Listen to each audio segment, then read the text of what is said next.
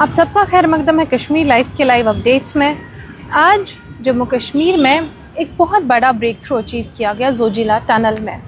ये आपने खबरों में ऑलरेडी सुना ही होगा। अब जोजिला टनल है कहाँ पे, ये ब्रेक थ्रू क्या था, ये सभी डिटेल्स मैं आपको बताती हूँ। जोजिला टनल जोजिला पास को बाईपास करती हुई बनाई गई और इस टनल से कश्मीर से लद्दाख का सफ़र आसान होगा और लद्दाख को ऑल वेदर कनेक्टिविटी मिलेगी।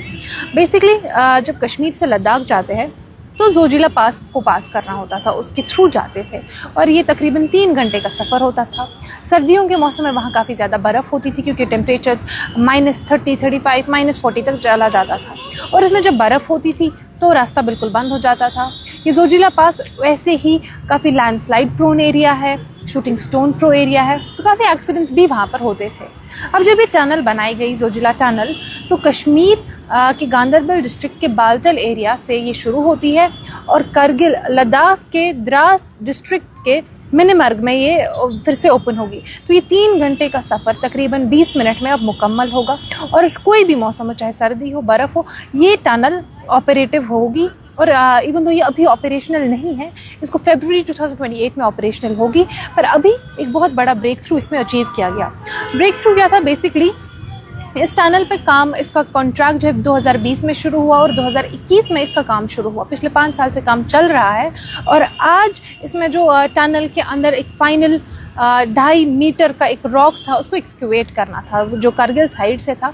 तो उसी में यूनियन मिनिस्टर नितिन गडकरी ने रिमोट का ट्रिगर मतलब वो एक्सकेवेट किया और वो ब्लास्टिंग हो गई और फाइनली वो जो पूरा रॉक था वो एक्सकेवेट हुआ और अब वहाँ पे बाकी का काम जो है कुछ और कंस्ट्रक्शन वर्क बचा है, वो होगा अगले 4-5 महीने में वो होगा और उसके बाद बाकी इलेक्ट्रिक वगैरह जो भी लाइटिंग का प्रोसेस है वो इंस्टॉल किया जाएगा। फिलहाल के लिए इसको बहुत बड़ा ब्रेक थ्रू माना जा रहा है बिकॉज टनल में अब पूरी एक्सकेवेशन हो चुकी है।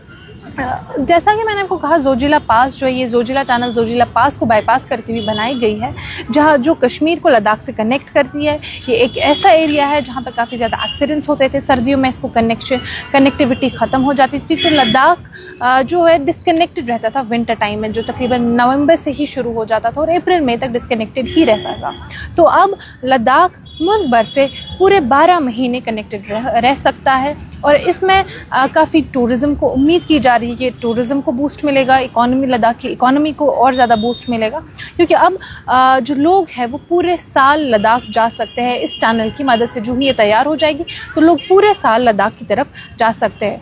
इस टनल के कुछ ख़ास बातें भी है। बेसिकली ये जो लद्दाख ये जोजिला जो टनल है, ये दुनिया की सबसे लंबी single tube by directional road tunnel है जो इतनी ऊंचाई पर है। ऊंचाई इसकी 11,578 फीट अबव सी लेवल है। इस ऑल्टीट्यूड पे ये दुनिया की सबसे लंबी single tube by directional road tunnel है। सिंगल ट्यूब मतलब इसमें पूरी टनल में एक ही सिलेंड्रिकल ट्यूब है जो पास हो रहा है और बाई डायरेक्शनल मतलब दोनों साइड से ट्रैफिक इसमें आएगा और जाएगा, 2 वे ट्रैफिक इसमें है। और एशिया की सबसे लंबी single tube by directional road tunnel है, दुनिया की सबसे ऊंची इस ऊंचाई पर और एशिया की सबसे लंबी single tube by directional road tunnel है। इसकी टोटल जो लेंथ है वो तकरीबन 13 किलोमीटर, 13.14 किलोमीटर इस टनल की लंबाई है, मतलब ये पूरा डिस्टेंस इतना कवर करेगा। उसके बाद मतलब इतने टन ये जो अगर हम गाड़ी देखिए इस टनल में इतनी डिस्टेंस कवर होगी। ओवरऑल जोजिला पास का तो इसने सफ़र काफ़ी छोटा कर दिया, बहुत सारी डिस्टेंस को कट शॉर्ट करके ये टनल बनाई गई है। इस टनल की विड्थ 9.5 मीटर है, इसकी हाइट 7.57 मीटर है। एक हॉर्स शू शेप्ड टनल है जिसे बनाया गया है 6,800 करोड़ के बजट पे। ओवरऑल 6,800 करोड़ का बजट है जिस पर ये टनल जो तैयार हुई है। रास्ता मैंने आपको बताया जो 3 घंटा जोजिला पास इंसान ट्रैवल करता था, जो जोजिला पास है इसमें टोटल 3 घंटे लगते थे, अब इसमें 20 मिनट टोटल लगेंगे। और इस कंस्ट्रक्शन के दौरान जो तकरीबन 1200 लोगों ने इस पर काम किया जिसमें टेक्नीशियन, इंजीनियर्स, वर्कर्स आते हैं।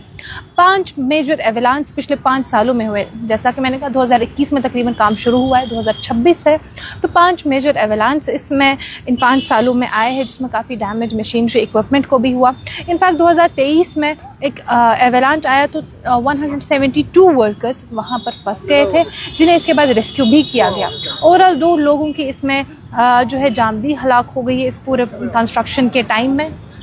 और अभी अब बताया जा रहा है एक बहुत बड़ा ब्रेक थ्रू था, तो इसके बाद बताया जा रहा है कि काम 85% मुकम्मल हो चुका है।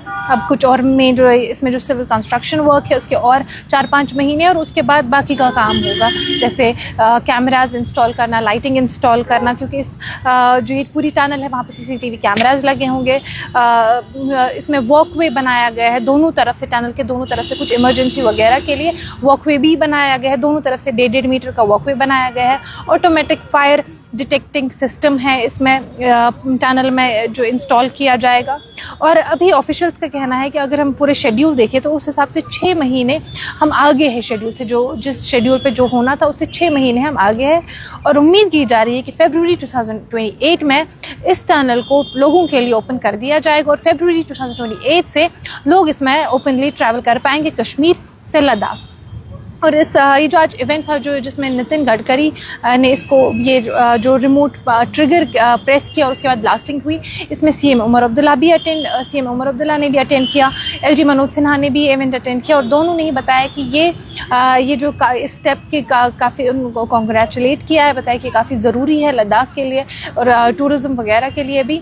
तो आज की इस अपडेट में इतना ही, आप देखते रहे कश्मीर लाइव।